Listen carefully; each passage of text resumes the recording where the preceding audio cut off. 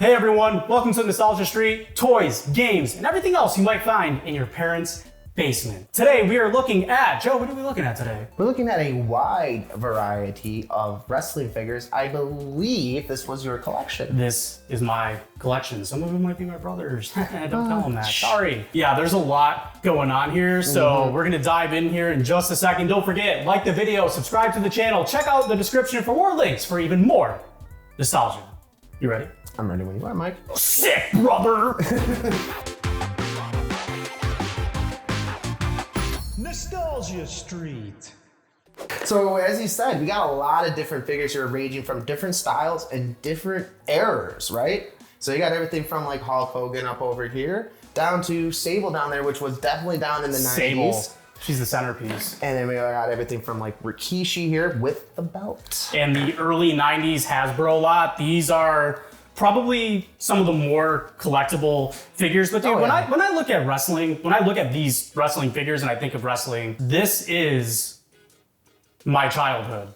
This is your childhood. We're huge wrestling fans. I mean, in general, I remember watching all of these guys growing up, getting a cable box and ordering pay-per-views for $69.99. Yeah, $50. I mean, all of these figures bring back so many memories, and all of these figures, you can tell, especially these guys, I beat the hell out of them. I mean, I loved recreating wrestling. When you were, that's what you would do with these when you were younger. You would literally get an old ring. Some of them had different cages that would go around them. Usually had props like a steel chair or a table or something to send the wrestler through.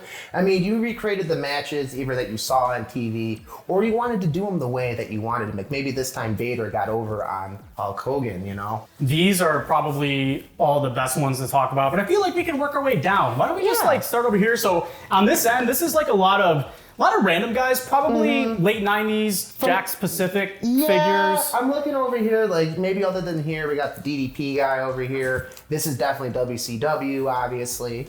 But then you got characters like Goldust. There he is. Yeah, one of my favorites. One of the best. Took a real shitty gimmick, meant to make him look like a joke. And he actually ran made with it. one of his he's best. awesome. Some of the best tag team. We got The Steiner brothers. His arm's a little loopy, but it's all good. A little loopy. This is one of the older figures too. One of the older figures. And this is a great way that you can tell the difference between these type of figures like you got over there. These are hard figures. They don't really move around, have no articulation. Same thing with the Goldust down there. These have a lot more articulation. These are the ones I would remember playing with. Yeah. Because around the time when these were stopped being popular is around when I started buying figures. So still some decent older wrestlers. I mean, I see the Mosh Brothers over there. Is that the Mosh Brothers? See if I can find them. Oh yes. Man. So I love the Mosh these Brothers. might not be the top of your collection book, but these were a staple in the 90s. Absolutely. In watching WWE. These were what they call the jobbers. Do I see a couple Psycho Sid figures? These are, like I said, now here's, I actually noticed that we have a Shawn Michaels that kind of has the same thing. It actually has his signature on the back. So that is actually, for me, if I was collecting a Psycho Sid, I would want something like that to kind of add a little specialty to it. A Jeff Jarrett? A Jeff Jarrett. So I met Jeff Jarrett once, and we were just talking in Nashville, actually. I believe he did, what wrestling promotion did he have? He started TNA. And he was doing something another called one. Global Force. That was it. It was during that time. Yeah. And I met him, and he was showing me how he did his guitars and how he would make them break. One of the guitar shots that was taken the hard way was taken by Jake the Snake. Jake the Snake. And it actually permanently screwed up his neck. Well, so he must not have maneuvered the guitar. No, he took a real guitar. Yeah, this is a very young Jeff Jarrett. Doesn't even have the hair. I think this one came with a bucket. I don't know if he had like a gimmick with a bucket. I'm almost positive it came with a bucket. Only gimmick I remember is him with the cowboy hat, and then him with the guitar coming down to the ring. And then, of course, when he was in TNA, he was like their GM, their almost quote unquote Vince McMahon figure. Hey, the CEO. Dude, Vince McMahon. Vincent Kennedy McMahon. I mean, Vince has his own figure. There are probably some better figures with him out there, but this one had like some of them have these little electronics at the bottom of the foot where you would put them in the entrance ramp. You would put them in the entrance ramp and then it would play their music. So that's what. Would it also play their theme? Tron, or would it just play the music? It would just play the music. So one of them I remember, I used to have it. I don't have it anymore, but there were like 10 wrestlers, maybe just a square with their photo, and when you scanned it would light that person's like Photo picture up and then play their entrance that'd be music. like That was really cool. And you were just holding a very special one. This is Owen Hart. Owen Hart. Now, he was unfortunately one of the very few wrestlers that did perish in the ring. He fell from a rope that was carrying him down to the ring and hit head first onto the part of the ring. Turnbuckle? Upper turnbuckle. Great figure. Give it maybe a little bit more of a close-up there. I mean, him and Brett, they really started to set forth a new style of wrestling that really got it away from the Hogans and the Macho Mans and more technical style. And I think the Harts and Shawn Michaels definitely for sure were ones that really pushed that to go in that direction. The Hart Foundation, bro. I mean, the Hart Dungeon made some of the best wrestlers that there was. Absolutely. So, yeah, there's a couple other ones over there. You know, you got a Goldberg floating around. We got the Triple Mankind Factor. You got a Dude Love. We got a Dude Now, Love. We do not have a Cactus Jack. I don't have a Cactus Jack. But I know I had one at one point. Dude Love. We do have a Mankind. This is, I think, the Ref version of Mankind. It is the Ref version of Mankind. It's the Ref, and then we have the regular version. Unfortunately, no mask. I don't know if that came with a mask. I'm assuming it did. I remember I had one that had a mask on it. That's kind of the problem with like characters like this and like Kane. Sometimes they had the removable masks. Yes, unfortunately, as children, we don't sit there and go, oh, we have to preserve them. We must keep them precious. No, we use them. I think This one is cool. I find cool because of the size difference. Back in the day, they really did not make the figures according to their sizes, really. So someone like, if they were to make a Rey Mysterio figure now, would be the same size as Hulk Hogan. But they definitely made a difference when they made Big Show. Well, it's obviously the Big Show. This was Big Show. I think this was actually, was he going by Paul White in WCW? Might have been going by he didn't go by the Big Show until he came to WWE. It's the Big Bad Show. But they can obviously tell, even off these big bulky figures. I just really like that song. Yeah, I know. He has more girth and more height to him. So I think that's one of the earlier figures that they really started to implement height differences. And same thing here with like Kevin figure. Nash too as well. No, that's the Big Show. Oh, is that Big Show? That's the Big Show. Never mind. Yes. See how weird he's having hair? Yeah, this is back when he had hair, so I got a little confused. Road Dogg Jesse James, the badass Billy Gunn. So these are two DX characters, and I kind of really like this Road Dogg over this other one over here. This one, he's just way too happy to see everybody, way too happy to be here. But this one actually he got some nice tattoos on the side, the DX and everything in there. This is, if I was to collect one, I would take this one over the other one. I have a few Billy Gunns. I really really like signature figure. Yeah, I really liked Billy Gunns, and yes, this is another signature figure. I don't know if you can see that right there, but on his leg it says badass.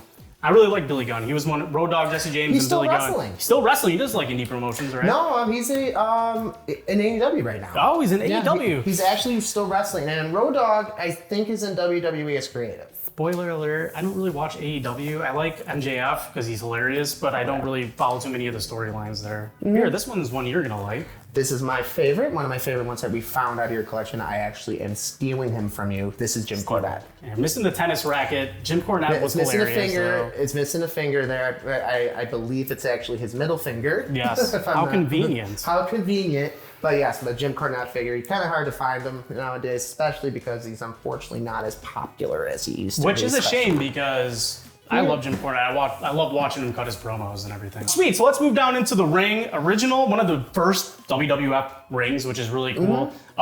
So these kind of hard figures, I actually took me a minute to get them standing up. The ring's not perfectly level, but you know, we got the Harlem Heat, we got Ric Flair, we got Vader, we got Sting, we got Hogan, we got Mark Merrow, Buffalo, represent. Jimmy Hart, that's one of my favorite ones. Again, I beat these to hell and back. Stinger, looking a little rough there, buddy. But I mean, that is early Sting too. Early Sting. I mean, I love Sting. Sting was another one. You have one over there. I have a couple. These are like definitely the. So these are WCW. WCW weirder when you try to make, what is that movie, the Crow with Brandon Lee that he had a 9 in? Yeah. Yeah, but they definitely try to make him have that Crow movie vibe. This was the Sting I remember, and this is back love that Sting. When he used to be able to shoot promos, that he would be able to keep up with someone like Ric Flair, which back in the day was not an easy task. Was not. Before we move on to some of these smaller figures, I mean, you gotta give a shout out to Stone Cold. Where is that one that you have? Because there is one, It's a knockoff figure. It has to be a knockoff. The head figure. fell off, and if anyone remembers what I'm talking about, this thing came with like a snorkel, some Oh my flipper God. boots. I'm gonna see if I can find a picture and put it over while I'm talking right now. Because it's in pieces. It and has a gun. it might have a gun. It has a gun. It was some sort of warped, twisted figure that was Stone Cold. Didn't look like Stone Cold again. I'm gonna try to find some figures. I do have it in pieces over there. Again, I beat the hell out of some He of looks these. like he has bug eyes. Looks like he's tripping, honestly. It was pretty funny. So let's move over to the end of our collection over here. The early 90s Hasbro, mainly 90, 91. You're looking at Papa Shango. I loved Papa Shango. Again, one of the best WWF performers in history. Missing the cue, WrestleMania. Missing the cue. No Yeah, big deal. No But big dude, deal. I love Papa Shango's gimmick. I mean, that's one of the things that got me into wrestling is those gimmicks. I mean, they brought you A character. in. They brought the character. I mean, that was just fun That's back to in the watch. day when heels, which are the bad guys, and faces, which are the good guys, wouldn't even travel together. Yeah. Even if they were best friends, because that would be unheard of to see them together. That breaks the immersion of the characters that they are. And it's very hard to find that nowadays, especially with the online community and how it is. They're Easy very, to leak things. They're easy to leak. They're made more canon. They break character very often. It was a campy character, but I kind of like that kind of thing. And then Yeah, that's probably what makes wrestling kind of different. you know, you got the Undertaker here, old school, got the hat on him. I mean, I love it. My favorite, Papa Yokozuna. Shango and Yokozuna. Yokozuna was probably one of my other favorite wrestlers, as well as Razor Ramon. I got Razor Believe it or Ramon. not, these two were related. Rikishi. Yeah, there were you go. related. They are related. And Razor Ramon, purple Razor Ramon, Basically, he was Scarface on TV. If you Yeah, really right. want to know the truth. Here. flicking the toothpick. The Loved bad it. guy. Bad guy. Hogan over there too as well. You got Brett over there as well. Yeah, Bret Hart. I mean, Hogan, Demolition. Earthquake, Demolition, $1 Million Man, the Viking, the Repo Man. Repo Man. I don't know why I love Repo Man. He was It's one of the it's- Demolition guys. I don't remember which one. Repo Man. He was, I don't know, just a fun character. I really liked. I agree. I mean, you got Ric I Flair agree. here. You got. I mean, there's one that you didn't even know you had. You have an old Salvia Vega. over Salvia Vega. Dude, we forgot He's- about the Nation of Domination. Nation. The Nation of Domination. there. So we got two Henrys here. Two Henrys. Two Mark Henrys. There was only one in the nation though, but we have two. Those. Those Henrys. I think this one is D'Lo. D'Lo. Supposed to And be this one's D'Lo. for- Wasn't one of the best looking D'Los. And then my of course personal in the opinion. nation was The Rock. The Rock. Now this ain't the nation The one. Rock says. But The Rock says. he was in the Nation of Domination. He was the great one. You gotta remember, he came out first as Rocky Maivia. Rocky got, Maivia. I do remember got Rocky booed Maivia. all to hell, and then joined up with the Nation, and that's when he started coming out with What a the kind flip-flop. of heel character. And they're trying to do that now with Roman Reigns with not much success, unfortunately. Yeah, Roman Reigns.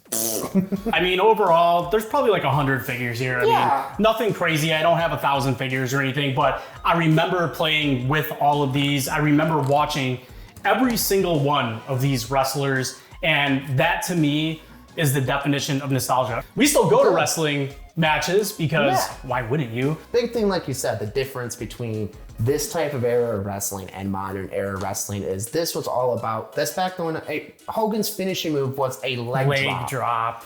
If you did Leg that drop, now, brother. it would be a joke. The figures now, or more Yeah. recently, they don't even have the same.